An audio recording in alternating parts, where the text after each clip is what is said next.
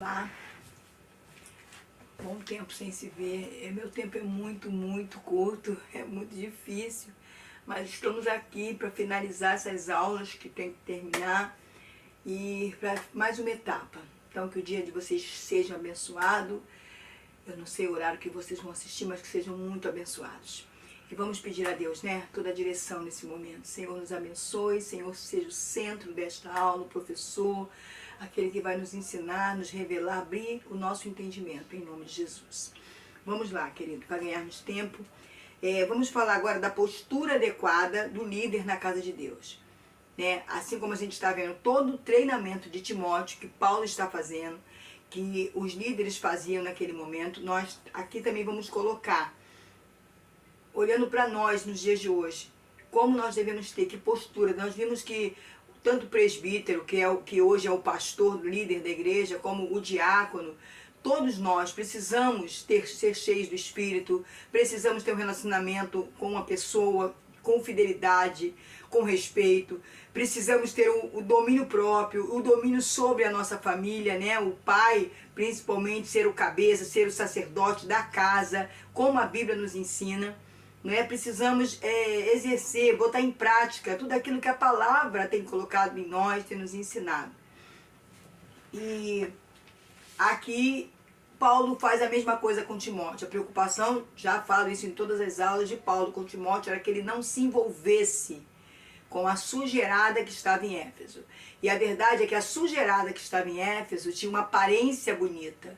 Né? O inimigo não tem aparência feia, ele tem aparência bonita. O pecado não é uma coisa ruim aos olhos carnais, é gostoso. Então, era essa a preocupação de Paulo em relação a Timóteo, que ele, além dele levar aquilo que precisava ser levado, que era fazer aquele povo abrir os olhos espirituais, voltar para o evangelho original que Paulo pregou naquele lugar e que as pessoas se converteram, ele precisava se manter na sã doutrina, na posição que Deus o havia tratado dele em todo esse decorrer da vida dele, né? Bom, origem da palavra igreja, no grego, eclesia, significa os chamados para fora. Na verdade, igreja é os chamados para fora, né? É o que nós somos hoje, igreja, aqueles que foram chamados para levar o evangelho, como Paulo foi chamado, não para ficar dentro do templo lá em Jerusalém pregando para os judeus, mas para sair e pregar para os gentios, e a noiva ser formada para a glorificação do nome do Senhor e para o plano de Deus continuar em ação. Bom, composto de duas palavras, arrancados, extraídos, separados, santificados. Essa é a ideia. Né? A igreja é uma pessoa e é um povo separado, tirado. Né? E kaleo, verbo significa chamados, escolhidos, congregados ao corpo de Cristo. Então nós fomos chamados para chamar outros para ser o corpo de Cristo. Nós fomos chamados, fomos extraídos, né, para formar o corpo de Cristo, congregar, estar juntos, estar em comunhão, estar focado em um único alvo, em uma única cabeça, como corpo em uma única cabeça que recebe as orientações. Foi uma ideia do mundo grego bem antes de Cristo. Essa palavra igreja, eclesia, né, como vem do grego, foi algo que os gregos já idealizaram bem antes. Jesus deu sentido à igreja no sentido espiritual. Então, como igreja já existia, era uma reunião, era separar um grupo para estar em comunhão, em união, né? E Jesus vem e pega esse termo, pega essa como é que eu posso dizer? Isso que os gregos, né, colocaram como igreja, ele pega isso e coloca um sentido espiritual. Essa reunião passa a ser agora uma reunião espiritual, ligada com o trono, né? Deus requer comportamento digno dos seus líderes, né? Deus quer que a gente entenda que para fazer o reino dele, que para passar o que nós recebemos para outro, nós não podemos somente passar para o outro, nós temos que absorver, ser transformados, viver, como nós ouvimos há pouco a pregação do nosso pastor José Roberto, que eu ficou marcada no meu coração, eu tenho orado todos os dias. Cria em mim um coração novo, eu tenho que ter atitudes novas, porque quando eu permito que Deus crie em mim um coração puro, eu vou ter atitudes novas. É o fruto do meu novo coração, da transformação que o Senhor fez na minha vida. Então, Jesus requer isso de nós, já que nós nos convertemos a Ele, já que nós mudar, né, já que mudamos nossa vida, nossa situação, já que estamos permitindo ao Espírito Santo forjar em nós um novo caráter, um novo ser, com novos pensamentos, novos objetivos, abrindo mão das coisas que acreditávamos, das coisas que vivíamos, para viver coisas novas vindas de Deus, né? Ele requer de nós uma posição que mostre para o mundo que nós somos servos dele. Ações falando mais alto do que as palavras. Porque como nós temos dito aqui, como vocês estão cansados de saber, pregar é muito fácil. Você chegar num púlpito e abrir a boca, porque você é só a voz. Quem fala é o Espírito Santo. Então o Espírito Santo vai falar para aquelas pessoas que precisam ouvir. E muitas vezes nós não recebemos o que pregamos. Nós só falamos porque ouvimos falar, porque lemos, porque achamos bonito e porque o Espírito de Deus nos usa mesmo.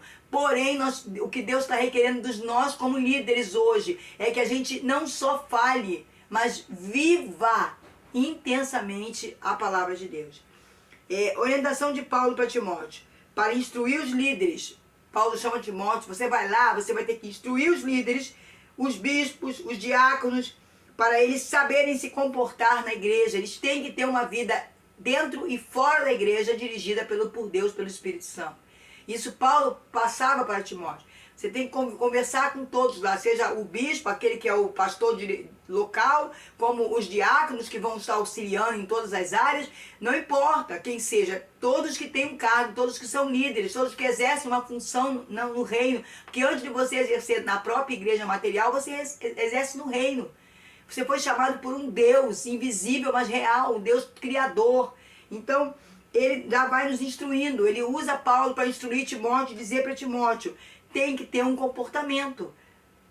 Não só aqui dentro você é um santo, você se veste assim, você faz assim, você fala assim. Lá fora é uma mentira. Era o que acontecia com os homens da lei na época de Jesus e muito antes da época de Jesus. Mas quando Jesus veio, isso culmina, né? Sepulcros caiados, escribas, fariseus, saduceus, sepulcros caiados, pessoas que só tinham aparência, só mostravam a aparência de homens de Deus que tinham a lei. Eles até conheciam a lei, mas o que adiantava eles conhecerem? Eles jogavam em cima do povo, mesmo eles sabendo que era incapaz alguém cumprir aquela lei, muito menos eles, que viviam de mordomias, de alianças erradas, né, para que houvesse benefício para ele e para a sua família. Vamos ver aí rapidamente, 1 Timóteo, né, como está nos orientando aí a nossa revista, 1 Timóteo, como eu disse, a única coisa que eu gosto realmente de fazer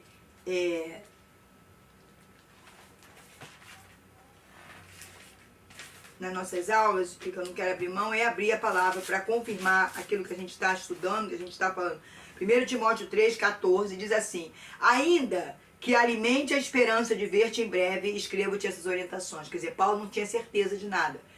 A vida dele estava nas mãos de Deus e ele poderia até não ver Timóteo logo, mas não importa. Ele estava escrevendo ali as orientações que eram necessárias para Timóteo fazer em Éfeso.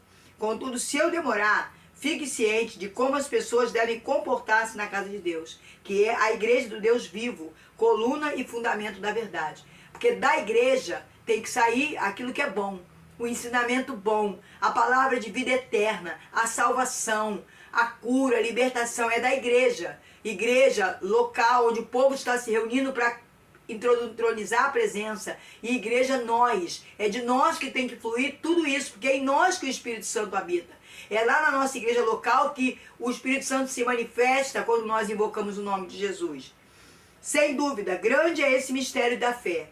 Deus foi manifestado em carne, foi justificado no Espírito, contemplado pelos anjos, pregado entre as nações, crido no mundo e recebido acima na glória. Que Deus, Jesus, né, o Filho, que veio revelar o Pai, que veio manifestar, veio ser carne como nós e manifestar para toda a terra que Ele era o Filho de Deus, trazer a presença, trazer Deus para nós. E o Espírito Santo está aí justificando, porque tudo que Ele faz não fica só no falar, fica nas atitudes, só acontece as coisas porque o Espírito Santo exerce essa função.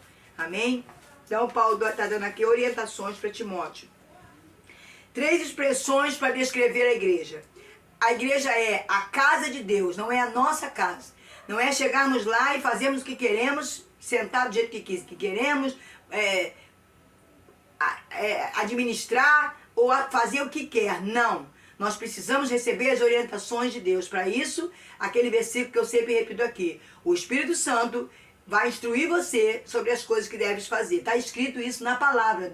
Jesus deixou isso para nós. O Espírito Santo está lá, está aqui na terra, está em nós para isso, para nos instruir. Porque nós não sabemos como conduzir as coisas de Deus. Nós não viemos de lá, só Jesus veio. Então é o Espírito dele que nos diz como fazer para agradar o Pai. Para fazer as coisas de acordo com a vontade do Pai. Certo? Então, primeira coisa é eu entender que aquele local alugado, comprado, que nós nos reunimos, que nós invocamos o nome do Senhor, que nós vamos ali para cultuar.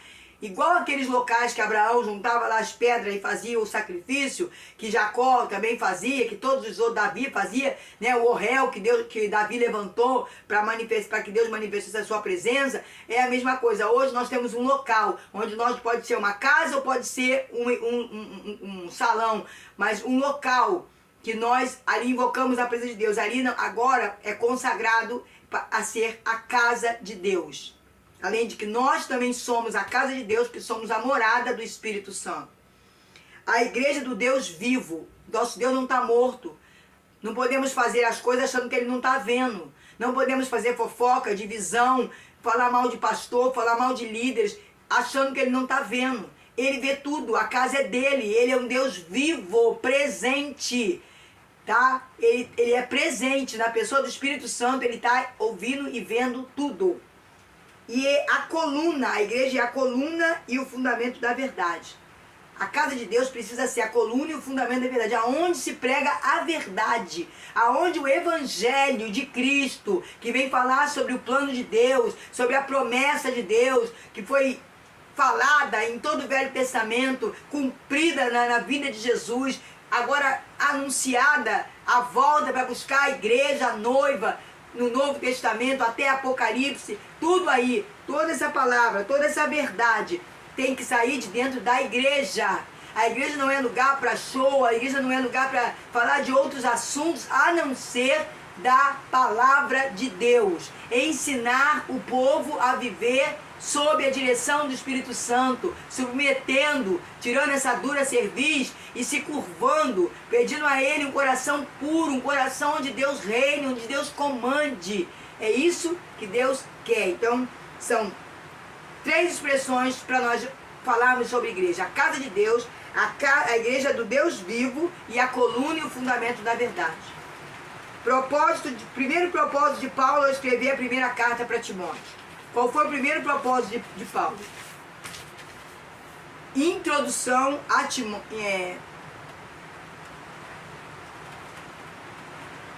instrução a Timóteo de como a igreja deve funcionar. Ele estava explicando a Timóteo como que a igreja que estava começando, fosse na casa, fosse num local alugado, tinha que começar a funcionar. Então ele começa a dar instruções. A primeira, como deve ser o comportamento das pessoas. A igreja no sentido espiritual, a igreja do Deus vivo. Olha, queridos, aqui é a casa do Deus vivo. E ele é espiritual. E o que ele procura e o que ele busca é adoradores que o adorem em espírito e em verdade. Em espírito não é aquela pessoa que fica só falando, que tem uma oração bonita, que adora profetizar para todo mundo, mas tem uma vida toda errada com Deus, toda fora daquilo que Deus quer que a gente faça, que é obedecer à autoridade, que é viver em comunhão com todos, ter paz com todos, como a Bíblia nos ensina, ter domínio próprio, mostrar, exibir o fruto do Espírito na nossa vida, ter a presença do Espírito Santo, ter a autoridade divina sobre a nossa vida, né? Não perder tempo com conversas fúteis, discussões inúteis. Tudo isso é um comportamento de um homem convertido, de uma mulher convertida ao Senhor Jesus. Então, nós precisamos ensinar as pessoas que estão indo para a igreja a ter comportamentos assim, a ter mudança de comportamento. Nós não fazemos isso sozinhos, não é as nossas palavras nem o nosso achismo. É através do Espírito Santo que está em nós, líderes. Em nós, líder, pastor local e toda a sua equipe de liderança. Né? E mostrar que aquilo ali é um lugar espiritual, um lugar onde nós vamos buscar um Deus espiritual, um Deus que é espírito.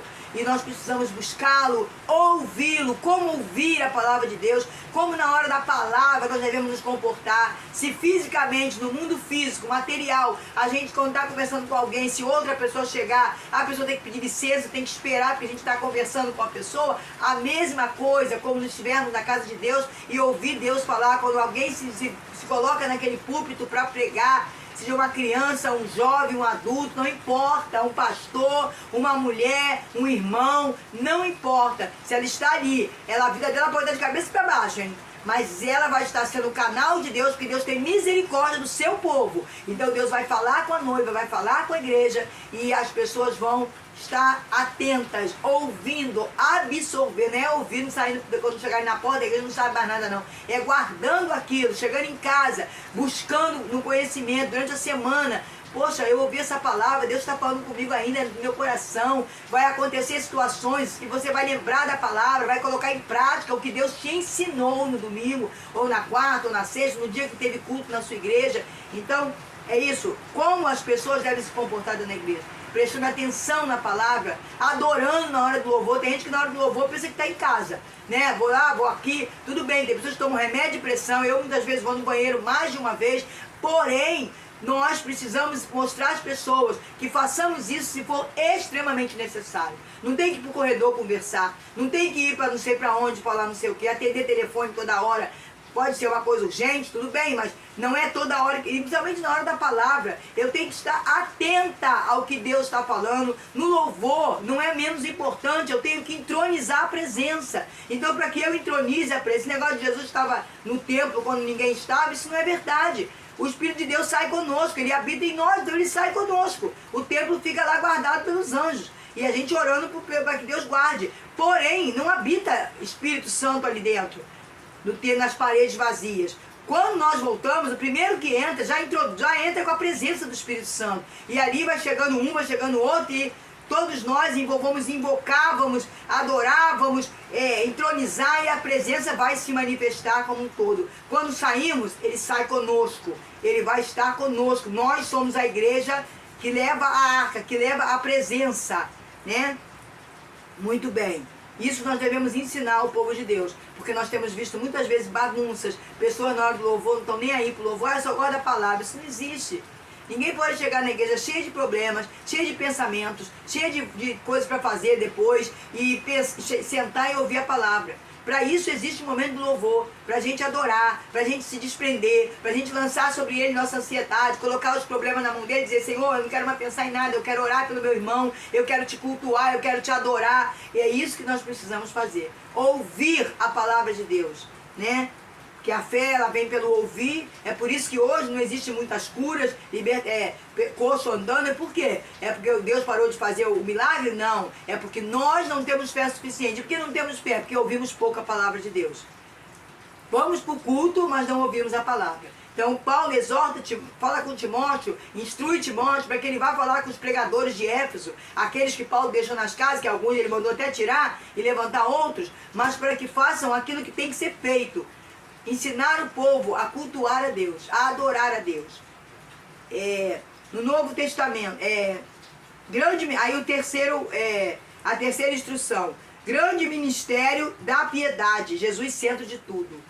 Grande ministério do amor, da compaixão, de estar no lugar do outro, orando pelo outro, orando pelas autoridades seculares, orando pelas autoridades eclesiásticas, orando pelo pastor local, pela liderança local, orando pelo irmão que está enfermo, por aquela visita que fizemos na semana, orando por pessoas, orando uns pelos outros. Não é chegar lá choramingar com uma lista de pedido, não, eu quero isso, eu quero aquilo, não. Isso você já fez, já entronizou, já entregou, lançou sobre ele, já fez na sua casa. Então agora é hora de você você se repartir, de você estar junto na comunhão e orando pelas pessoas e pedindo para que Deus movimente as águas naquela igreja, que Deus faça milagre, que o avivamento que começa dentro de você comece a expandir e influenciar todos que estão em volta, que o pavio que fumegue um, o outro está apagado, que acenda o outro e que a coisa aconteça de uma forma direcionada pelo Espírito Santo de Deus, né? É o grande ministério da piedade, do amor, do se colocar no lugar da outra pessoa, como Jesus fez por nós. E pregar e anunciar o tempo inteiro, adorar a Jesus. Não é, vai o irmão dançar um louvor lá, a irmã vai fazer uma coreografia, todo mundo aplaudindo como se a irmã fosse uma bailarina, né, fazendo show. Não, ela está adorando ao Senhor, ela está entregando o seu louvor através do seu corpo ao Senhor. E eu devo fazer o mesmo. Prestar atenção na letra do que Deus está falando através da música, prestar atenção no que Deus está manifestando através dela ali, mas eu estou adorando a Deus. Ele é o centro de tudo. Ele é o centro de tudo. E a igreja é dele. Nós não podemos esquecer disso. No Novo Testamento, no Velho Testamento, Deus habitou em tabernáculos, né? Em tendas do deserto, do povo de Israel. Ele habitava em tendas, ia para lá, para cá, pega tudo, vamos andar. E a coluna de nuvem, a coluna de fogo, e ia lá levando o povo, orientando o povo. Mas no Novo Testamento, ele habita em nós, que também somos verdadeiramente a igreja do Senhor. A habitação de Deus é aqui dentro. O Espírito Santo está aqui para manifestar Deus, para revelar Deus. Então o que acontece lá no local onde todos se reúnem é expressão daquilo que tem dentro de mim. Se é uma igreja cheia de fofoca, de contenda, de bagunça, que ninguém respeita, que abre cantina na hora da palavra, que todo mundo está comendo cafezinho na hora que está sendo feito louvor, amados, Deus está do lado de fora, observando e olhando tudo, como ele estava lá no gasofilácio, do lado de fora, olhando a oferta da viúva. É da mesma forma. Jesus mostra isso claramente na palavra para nós. Tá? Ele está do lado de fora, olhando e observando tudo. Porque ele quer ser entronizado, ele quer ser adorado. Então, se o povo está ali do lado de fora comendo, ele vai estar lá dentro por quê? Agora, se nós estivermos lá dentro, adorando, no louvor, ouvindo a palavra atentamente, dando glória, seja uma exortação, seja uma palavra de disciplina, não importa, a gente está ali dando glória, louvando ao Senhor, ele vai estar dentro, manifestando a sua glória, tá? Então, Paulo identifica a igreja como casa, no grego, oikos, casa, porque casa é lugar de habitação, é lugar de alguém entrar e morar, e viver, não é lugar de alguém passear. Então, para Paulo, igreja é casa, é o lugar aonde Deus habita e aonde nós também precisamos habitar. Então, quando ele fala igreja, nós somos a igreja, é porque Deus habita, Deus não passeia, Deus não é um visitante. Visita a minha casa, não. Ele mora na minha casa, reina na minha casa, administra a minha casa, vive na minha casa, ceia comigo. Porque esse é o convite de Jesus. Abre, eu bato, você abre, eu vou cear, eu vou ter intimidade. O que é cear? É comer junto, né? O pão, o vinho, a água, a comida, o almoço, a janta, hoje em dia, café da tarde, café da manhã. Ele quer cear, ele quer estar na nossa mesa constantemente. Membros da igreja são membros da família espiritual. Aí chega na igreja, eu não conheço ninguém, eu não quero amizade com ninguém, não quero me envolver com ninguém, eu não quero saber de conversa, eu não preciso conhecer os irmãos. Precisa sim. Nós precisamos nos amar, nós precisamos conhecer. Se chegar assuntos da vida do irmão, seja para edificação, para eu orar por esse irmão, não para eu sair comentando, mas para eu orar por ele, para eu ajudar em alguma situação. Se chega ao meu conhecimento, às vezes Deus quer me usar com o meu testemunho, com aquilo que eu já vivi, para abençoá-lo, para conversar. Então é necessário que nós nos conheçamos, que nós entendamos que vamos viver juntos a eternidade. É uma família e eu preciso entender isso. Tá? Amplia o tema com coluna e fundamento. Ele amplia esse tema da igreja com coluna e fundamento. Igreja é habitação, mas é também o sustento, a coluna, a habitação que te sustenta.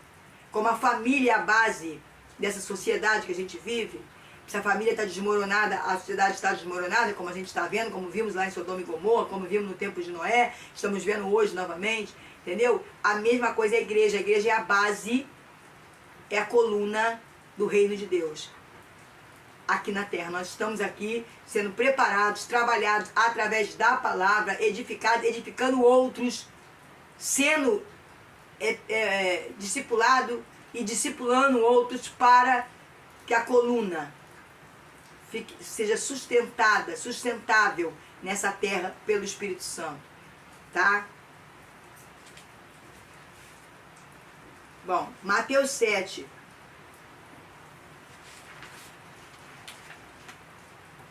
Teve alguma coisa aqui que eu falei sobre casa? Ah, tá.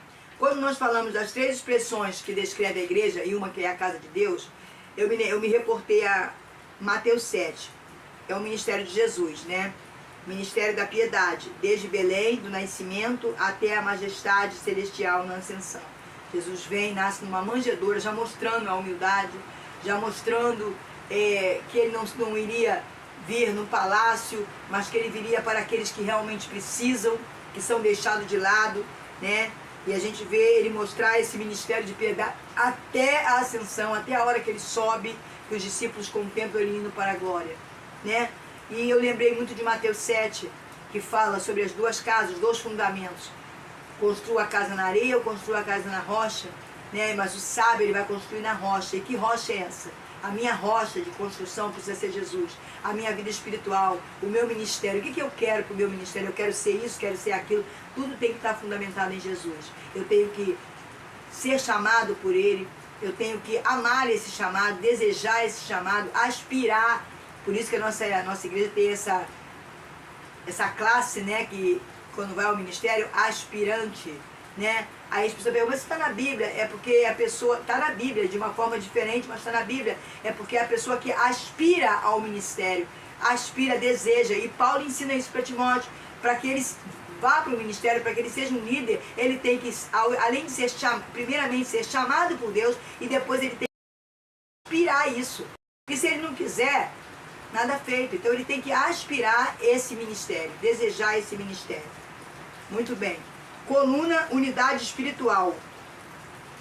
Guardiã e testemunha viva da verdade. A coluna, a igreja é aquela que tem a verdade, é aquela que testemunha a verdade, que guarda. Vê se isso não encaixa em mim e você, que somos igreja. Né? Aquela que tem a verdade e aquela que guarda essa verdade para repartir com aquele que deseja, com aquele que quer, com todos. E alguns vão absorver essa verdade. E também a casa de Deus é o lugar onde as pessoas vão se locomover para ir, para quem se encontrar ali, porque ali vai ser pregada a verdade, vai se manifestar a verdade que é Jesus Cristo. Fundamento, alicerce, estrutura e suporte para a defesa e respaldo da verdade de Deus. Então, o fundamento, que é a palavra, é um alicerce. É a estrutura ou suporte para nós nos defendermos desse mundo mal. Só sabemos o que é pecado porque conhecemos a verdade que é Jesus. Então eu estou em Jesus, o que não é de Jesus é errado. Não serve para mim, não vai me levar para a glória, não vai me levar para a eternidade. Então esse é a estrutura que eu tenho para me manter caminhando para a eternidade. E respaldo da verdade de Deus, né? Eu anulo qualquer mentira, qualquer outra coisa que vier falar, qualquer outro evangelho, qualquer outro Deus que se levante, não existe. Porque só há um Deus, e a Bíblia me garante isso, a palavra, Jesus me garante isso. Há um Pai, um Espírito e um Filho. A verdade é a palavra de Deus. Jesus é o único caminho, a verdade e a vida. Igreja não é sinônimo de templo, casa física. Fala-se do templo espiritual, construída por pedras vivas. E a gente reporta para 2 Pedro lá, quando Pedro fala...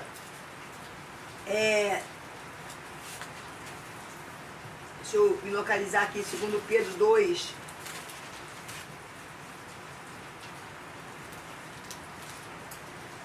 Quando ele fala para nós que nós somos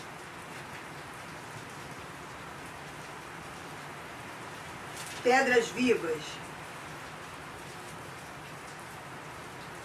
1 Pedro, né? Vamos lá, deixa eu ver se é 1 Pedro. 1 Pedro capítulo 2, que fala... chegando-vos a ele, a pedra viva, ele é a pedra angular, a pedra de esquina, aquela pedra que aqueles que não estão no caminho vão passar e vão tropeçar. Ninguém gosta de ouvir a verdade, ninguém gosta de ouvir a palavra, porque a palavra confronta, te mostra que você está errado. Então, é pedra de escândalo, de tropeço. Mas para aquele que ama Jesus, que está nele, vai começar a ficar, vai se envolver para ser a construção da casa de Deus, a casa espiritual, a casa do Senhor. Como existia o tabernáculo de Moisés, que Deus deu a planta, mas aquilo ali era uma fotografia do tabernáculo espiritual que sempre existiu com Deus, em Deus. Então, quando a palavra de Jesus tabernaculou entre nós, ele era o próprio tabernáculo, todas aquelas peças representavam ele, quem ele era, suas características, né? Então, quando ele morre e ele pega, em vez de pegar um animal, ele pega o seu próprio corpo, ele vai ao tabernáculo, ao Santo dos Santos, espiritual, na presença de Deus. Para nós existia apenas o quê? Hoje o altar que a gente faz lá, no tempo passado a arca, onde havia o propiciatório, os anjos representando ali os querubins, e a presença se manifestava ali. Então, Jesus não vai ali no terreno, ele vai lá no espiritual, lá em Deus, onde Deus está, onde os querubins guardam a presença dele. Ele, somente ele, entrou lá e entregou o seu próprio corpo em benefício de nós, tá? Então a igreja não é um sinônimo de templo, do local. Ali é importante na hora em que estamos reunidos, que é o local onde nós nos reunimos e entronizamos a presença. E aqui é a igreja viva, que é construída a cada dia que eu me achego a Deus, que cada um se achega a Deus, a gente vai levantando a construção da igreja espiritual, que é a igreja de Cristo, onde ele é o cabeça, onde ele é o pastor, onde ele é o líder. É construída por pedras vivas. E aqui Pedro fala: vós também, como pedras vivas, sois edificados como casa espiritual, com o propósito de ser de sacerdócio santo, oferecendo sacrifícios espirituais aceitáveis a Deus por meio de Jesus Cristo. Né? Sacerdócio eram os levitas, Israel. Nós não somos levitas, né? Nós somos, hoje, estamos fazendo esse papel de sacerdote, que Israel está parado, vai voltar na tribulação, ser tratado por Deus, mas hoje a história se deu uma abertura para nós encaixarmos, nós, a noiva, a igreja, o corpo, né? É que estamos aqui e somos sacerdócio santo, sacerdócio real, vamos servir ao rei. Que rei? Aquele que vai ser coroado, lá em Apocalipse 19, Jesus, tá? O rei dos reis, senhor dos senhores, e que já é rei da nossa vida. A igreja não é religião, não é facção, não é denominação. Essa briga que nós às vezes temos aqui de igrejas, Assembleia Batista Universal e Quadrangular, não existe isso. Porque para Jesus vai existir uma única igreja, todos os salvos, gentios e judeus, todos vão estar com ele na eternidade. Todos os que olharam para ele e o receberam como Senhor de suas vidas, como seu pastor, como a porta de entrada para o céu. Esses serão a igreja do Senhor, igreja espiritual. Tá? A igreja, nem na terra, a gente tem que olhar a denominação como uma divisão, como uma facção. A gente defende a nossa igreja porque nós fomos criados, fomos plantados nela, é a nossa casa, né? A nossa família na terra. Além da nossa casa de pai, mãe e filho, temos essa família que é a igreja, vamos dizer, a igreja quadrangular, que é onde nós estamos inseridos, plantados. Mas acabando, Jesus voltando, isso tudo acaba, as denominações acabam. E vamos ser uma única igreja, independente de denominação. Até porque não vai ter vários pastores, vai ter um só, que é Jesus Cristo. Aliás, ele já é o nosso pastor celestial, né? Corpo de Cristo não é dividido. O corpo não pode ser dividido. Eu não posso ter o braço lá, a perna lá, a cabeça lá. O corpo é perfeito para nós identificarmos como Jesus trabalha. O nosso corpo humano, biologicamente falando, você que estuda biologia, você que tem interesse, vai ver que ele é perfeitamente cheio de órgãos, né? O que faz o coração bombear não é o sangue, né? Então, tudo isso é a estrutura do reino de Deus. Deus mostrou uma fotografia no nosso corpo, que é, na verdade, o corpo dele, o reino dele. Só existe uma igreja composta em todas as igrejas locais. Várias igrejas locais, mas uma só igreja, que é a igreja de Cristo. Todos que estão aí, denominações, pregam Jesus como centro, Jesus como cabeça, aquele que veio, que é o Messias, que foi a promessa do Velho Testamento toda, cumprimento quando ele chega lá nos Evangelhos, e depois Novo Testamento, toda a igreja, toda falando da vinda dele, da volta dele, do retorno dele para buscar a noiva e do retorno dele para reinar sobre essa terra, tudo isso aí, né? Essa é uma igreja única, composta de judeus que se arrependeram, judeus messiânicos e gentios, que somos nós que fomos enxertados na videira. Essência do Evangelho é o ministério de Jesus. A essência do Evangelho é o ministério de Jesus. Como nós já falamos, a casa construída na rocha, A casa na areia, vai vir o vento, vai vir a chuva, vai jogar fora. Mas a casa na rocha, que é Jesus Cristo, se nós continuarmos juntos, edificando essa casa, ela jamais será abalada. As portas do inferno não prevalecerão contra ela. Encarnação, né? Nós vimos que Jesus encarnou, se tornou carne, né? Somos justificados por isso. Ele nasceu como nós, numa manjedoura. Então, se ele não nascesse como homem, como carne, não poderia nos justificar diante do Pai.